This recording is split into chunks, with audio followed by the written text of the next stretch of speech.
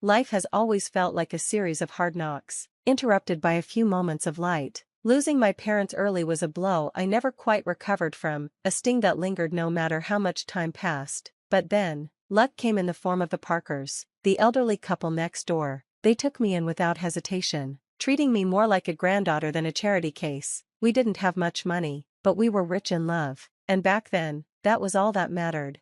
Just as I was starting to find my footing, turning 18 and thinking about college, the Parkers were killed in a car accident. In the blink of an eye, I was on my own again. They left me a little money for school and their cozy suburban house, filled with memories too painful to bear. I sold it and used the proceeds to buy a small apartment in the city, near the college where I'd enrolled to study financial management. Having a plan felt good, like I was finally moving forward.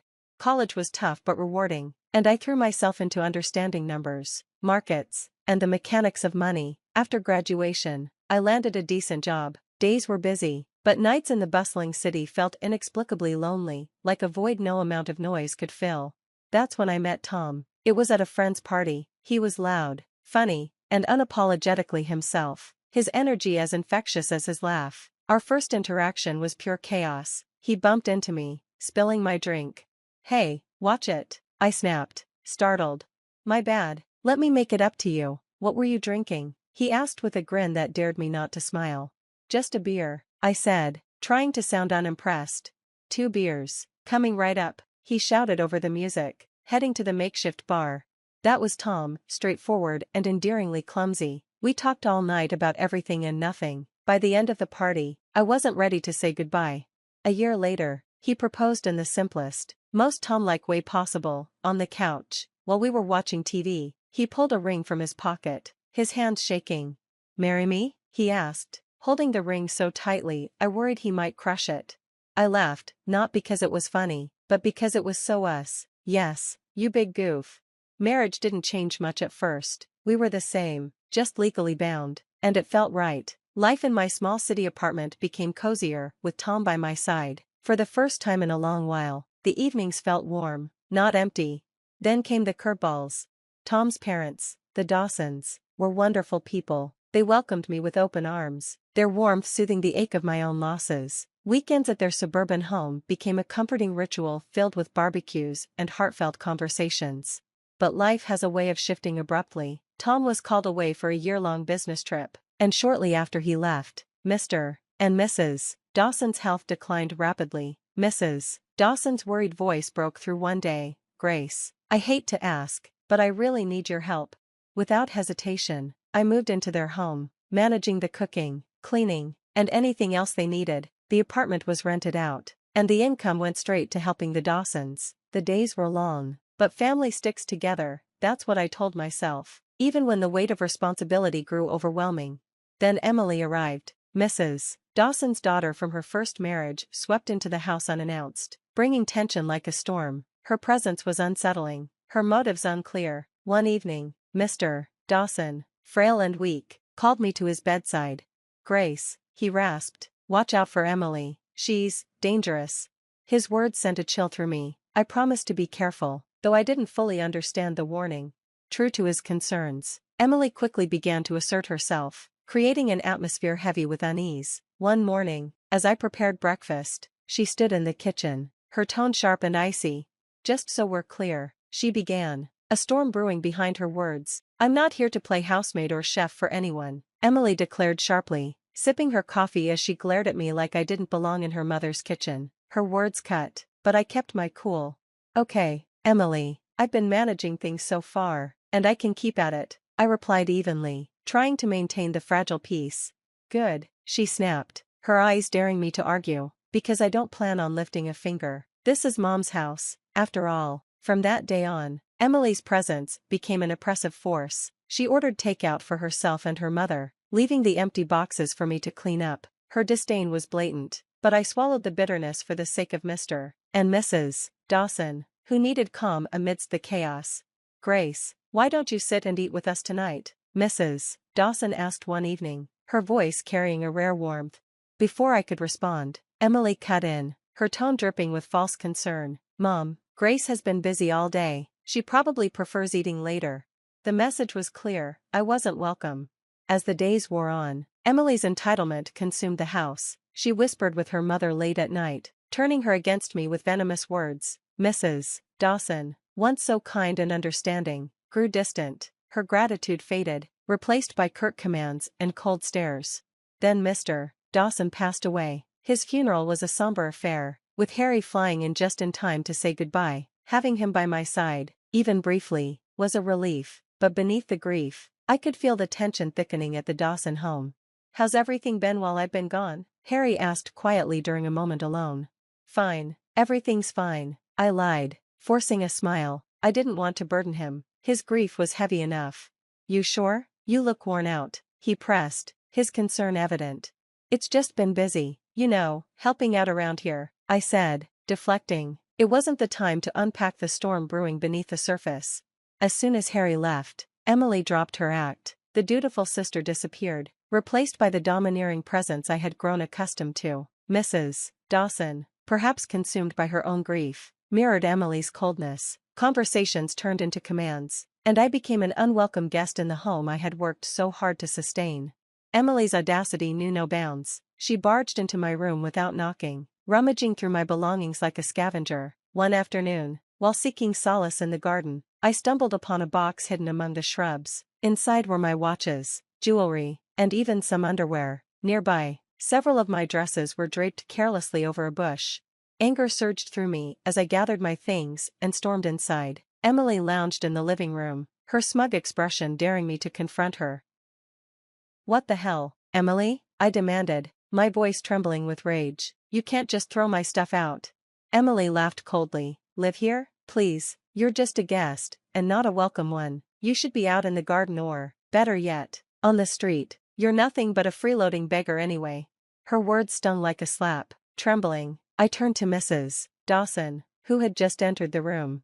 "Mrs. Dawson, please," I pleaded, my voice breaking. "Tell her she can't treat me like this. This is supposed to be my home too." But Mrs. Dawson's eyes were cold, her voice void of the warmth I once knew. "This is Emily's house now. She's right, Grace. Maybe it's time you found somewhere else to live."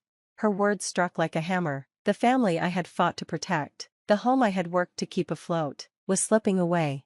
Despite everything, I stayed, bound by a promise I'd made to Mr. Dawson on his deathbed to look after his wife and not let Emily overtake her. But day by day, Mrs. Dawson adopted Emily's cruelty. "You're just sitting on your hands here, aren't you?" Mrs. Dawson snapped one evening as I cleaned up after dinner. "I'm doing my best to keep things running smoothly," I replied, my voice steady despite the hurt. "Best? Could have fooled me. You're just freeloading," she scoffed, walking away. The irony stung. I had rented out my apartment and sent nearly all the income to Mrs. Dawson, while Emily lived off her mother's pension without lifting a finger. "What does my brother even see in you?" Emily taunted one night, her voice loud enough to pierce through the walls. I bit my tongue, swallowing my anger and frustration. But everything changed one evening when I came home early from work. I paused in the hallway, hearing Emily and Mrs. Dawson deep in conversation. "We need to get her to sell that apartment," Emily said, her tone greedy. "You know how much money we could use." "Yes, but how do we convince her?" "Grace isn't a fool," Mrs. Dawson replied, frustration lacing her words. "Leave it to me, Mom. I'll sweet-talk her. Once she signs it over, we can finally live the way we deserve," Emily said, her voice dripping with malice. The betrayal hit me like a cold splash of water. They were plotting to strip me of my only financial security. My hands trembled as I packed my essentials, my heart pounding. I couldn't stay another moment. Without a word or a goodbye, I slipped out the back door, leaving behind the house that had become a battlefield, and a family I no longer recognized. I ordered a taxi to the station, gripping my bag tightly as if it were the only anchor in the storm raging inside me. Sitting on the train, doubts swirled in my mind like restless winds. Would Harry understand? Would he believe me or take their side? The uncertainty was crushing, but the fear of staying was even worse. I stared out the window, watching the landscape blur into an abstract painting of green and gray, a mix of fear and resolve settling in my chest. When I arrived at Harry's place, his reaction was a blend of shock, relief, and unspoken concern. His eyes widened as he opened the door, taking in the sight of me, frazzled, drained, and clutching my bag like a lifeline. "Grace, what are you doing here? Is everything okay?" he asked, stepping aside to let me in. I hesitated, the warmth and familiarity of his home tugging at my fragile composure. No, Harry, everything's not okay, not at all, I admitted, my voice breaking slightly.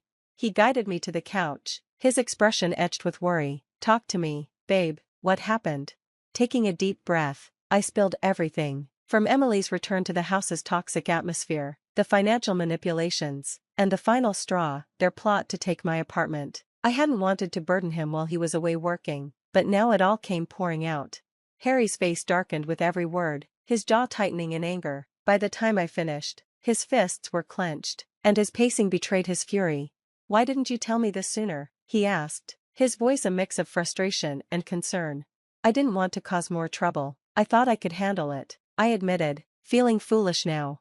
Grace, you shouldn't have to handle anything like that alone, he said, his voice rising. I can't believe my mom and Emily would treat you this way. He stopped and looked at me, his eyes intense. I'm not letting anyone treat my wife like that. No way. Pulling out his phone, he dialed his mother. The phone barely rang twice before she answered, but I couldn't hear her words. Harry's stiff shoulders told me enough. Mom, this has to stop. I know about everything, and I won't tolerate it. If Emily doesn't leave and you don't start treating Grace with respect, you can forget about us helping out anymore. No more money, no more anything, Harry said, his tone unyielding. There was a fiery exchange, but Harry's resolve didn't falter. Finally, he ended the call, turning to me, his expression softened. Looks like it's just us now, babe, but that's all we need, he said, pulling me into his arms. I leaned into him, the safety of his embrace fortifying me. Just us, I murmured, feeling the truth of his words. The next few days were a whirlwind of change. I arranged for remote work, and Harry helped me retrieve my belongings from storage. Together, we set up a modest home office in his living room corner. It wasn't perfect, but it was ours, and it was peaceful. Then, one afternoon, a call shattered that peace. It was Mrs. Dawson, her voice dripped with desperation. Grace, why haven't I received the money for this month? You know we depend on it, she demanded. I was stunned into silence for a moment, her audacity almost laughable. After everything, you really expect me to keep supporting you? I asked, incredulous. In the background, Emily's shrill voice echoed, laced with anger. She's just ungrateful, make her send it. I took a deep breath to calm my rising anger. Mrs. Dawson, Emily called me a ruthless beggar. I'm not sending money to people who treat me like trash. I'm done. There was a pause, and I could almost picture her stunned expression. But we're family, she said, her tone a mix of anger and pleading. Family doesn't treat each other the way you've treated me. Goodbye, Mrs. Dawson. I hung up, my hands trembling. Harry was by my side instantly, his support unwavering. You did the right thing, Grace. It's time they learned to stand on their own. Life moved forward. Not long after, I discovered I was pregnant. The news brought unexpected joy, filling our future with promise. We decided to sell my apartment and buy a small house in the suburbs, a place where our child could grow up. Just as we were settling into our new chapter, another call came. This time, Mrs. Dawson's voice was broken. Grace, I made a mistake. Emily forced me to sell the house and took the money. She left me with nothing. Could I come live with you and Harry? Her plea stirred pity, but the memory of her choices steeled my resolve. Mrs. Dawson, I forgave you long ago, but forgiveness doesn't mean forgetting. You need to live with the consequences of your actions, just as I have. I ended the call and blocked her number, my heart heavy but resolute. Months later, as Harry and I marveled at our newborn daughter, Mia, the pain of the past began to fade. We built a life filled with love and laughter, each moment reinforcing that we had made the right choices. Against the world, together, we were stronger than ever.